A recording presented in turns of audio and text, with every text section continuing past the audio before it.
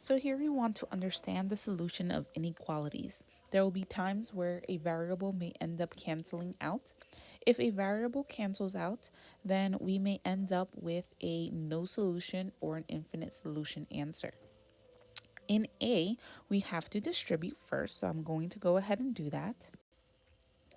Once we distribute, we're going to try and get variables together on one side.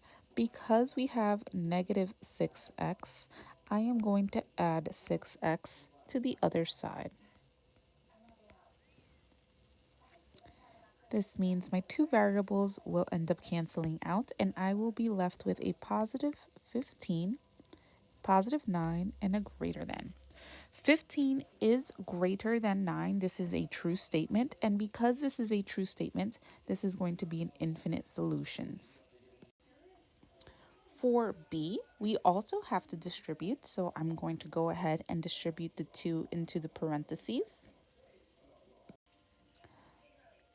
So I am left with the 4x minus 5 less than 4x minus 6.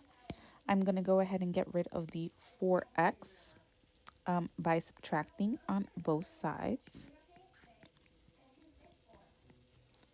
And this is going to mean I am left with negative 5 less than negative 6.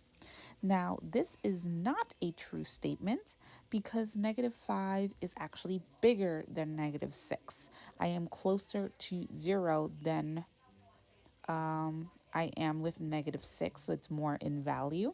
So because this is a false statement, then this means there will be no solution in this problem.